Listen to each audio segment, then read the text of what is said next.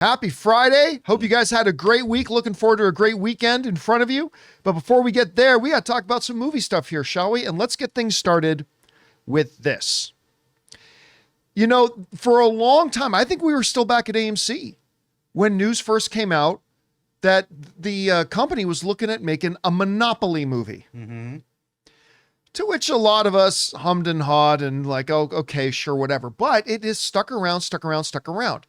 Last year, it got announced that Margo Robbie's company, Lucky Chap, the same company behind Barbie, which became the #1 box office film of its year, was getting behind. They were going to produce, Margo Robbie and her company were to produce the new Monopoly movie.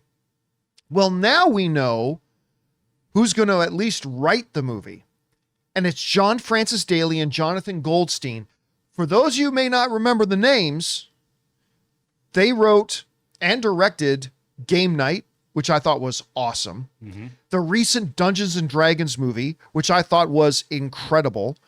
Horrible Bosses 2, wasn't as good as the first Horrible Bosses. Spider-Man Homecoming. They did a bunch of stuff, and they were going to write and direct The Flash until Ezra Miller came along and said, no, I don't like their idea. And Warner Brothers, for whatever reason, took Ezra Miller's side, and so they kind of departed.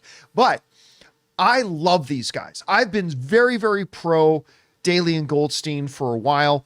And now, according to the Wrap here, they are going to be writing this Monopoly movie for Margo Robbie. They said the following.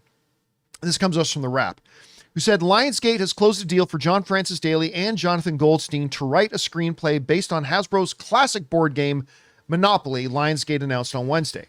The project is produced by Lucky Chap, once again, that's Margo Robbie's company, and Hasbro Entertainment, which is my wife's old company. Lionsgate extended its development rights to the beloved multi-generational board game with its purchase of E1, which was completed in December of 2023. Monopoly is recognized as the world's most popular board game brand with 99% of global awareness rate. That's saying if you go anywhere in the world, drop in and ask a group of 100 people, have you ever heard of Monopoly? 99% of them have. Now, the beloved strategy game is available in more than 100 countries across the globe and has sold nearly 500 million copies since its debut in 1935, and I'm sure is responsible for probably at least 20% of all divorces that have happened in that time. Half of table flips. A lot of table flips.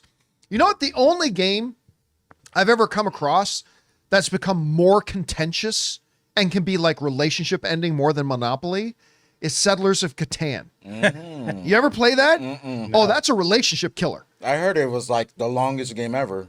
It is a very long game to play, yes, but it is absolutely a relationship killer.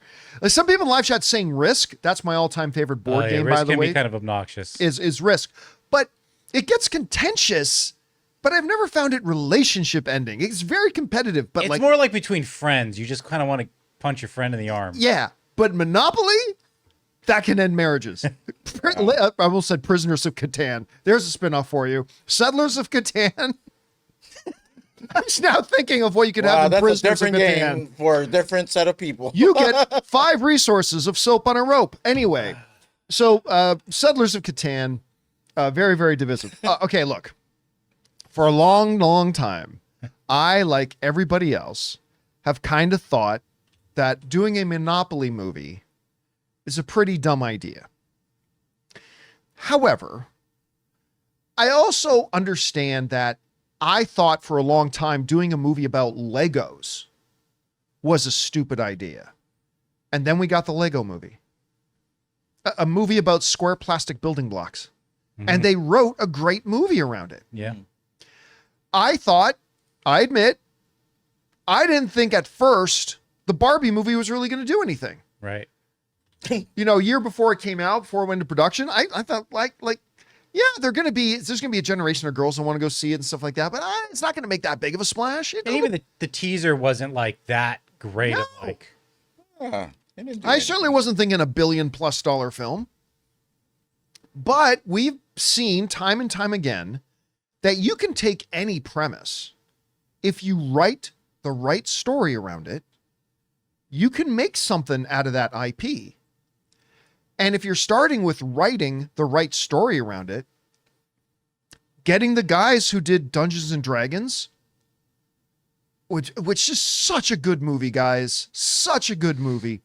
the guys who did Game Night, which is such a good movie, who wrote Spider-Man, Homecoming, and Horrible Bosses. And they got one or two kind of stinkers on there too, but so does everybody. If you're going to start with that, you're actually in a pretty good position. And one of the things they said there was absolutely correct. IP awareness, like everybody knows Monopoly. Mm-hmm. Everybody knows Monopoly. So you go out, you cast, I don't know, Chris Pratt, Paul Walter Hauser. Oh, yeah. Get Paul Walter Hauser in there. You know what? I can no longer, after Lego, after Barbie, I can no longer just go, well, simply because it's an odd premise, it can't succeed. Oh. Maybe it could. Well, let's put that to the test when Minecraft comes out on April 4th. But that looks terrible. Actually, there's a new trailer. It looks a little bit better to me. Really? Yeah, I saw it. It was where I was watching during the game or something like that. Or I was watching something. It was one of the ads in between, and it was a newer trailer. And I actually thought it was okay. See, like, I would have said, yeah, maybe 2 months before the first trailer came out. It's just that I understand. I mean, look, hopefully it's get good. it. I've seen movies that have had bad trailers and then I end up loving the movies. And maybe that'll happen with Minecraft. I just can't believe how bad the Minecraft trailers have been. But if you watch the Powerpuff Girls trailer and then immediately watch Minecraft, Oh, definitely. Good point. genius. so good. Good It looks point. so good. It looks Hit real the good. nail. like, give it all the Oscars Yeah. right now. Yeah. Man, I still can't believe how bad that Powerpuff Girl trailer was.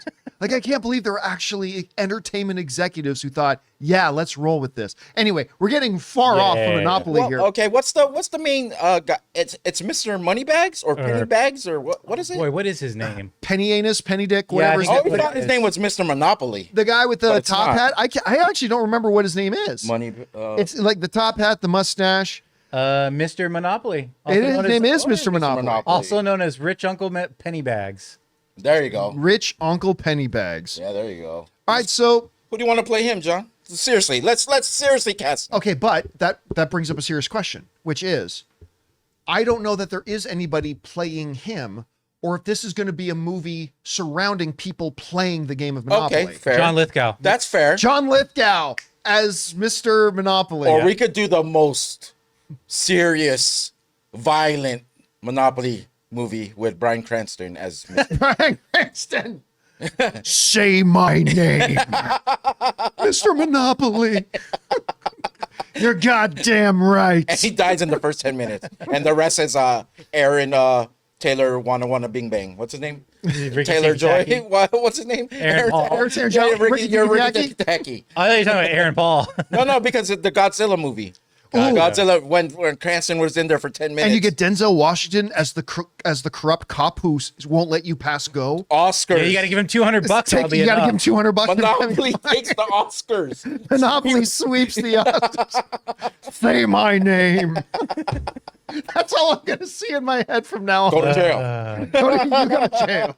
Hey guys, we want to take a second to thank a sponsor of today's video, PrizePicks. All right, guys, if you're watching basketball this season and not playing PrizePicks, you are seriously missing out. This is hands down the most fun way to get in on the action. PrizePicks is daily fantasy made easy. You just pick more or less on at least two player stats like points, rebounds, or assists for a shot to win up to 1,000 times your cash. It's available in more than 30 states, including California, Texas, and Georgia. This week, I'm looking at the board and I'm going with Luka Doncic for more than 25 points and Jason Tatum for more than 8 rebounds. That's my lineup. Simple, quick, and way more fun to watch the games. And on top of that, PrizePicks hooks you up with awesome promos like Taco Tuesday, where you get player projections at a discount for even bigger value. So download the app today and use the code CAMPEA to get $50 instantly after you play your first $5 lineup. That's right, just play $5 and you get $50 automatically.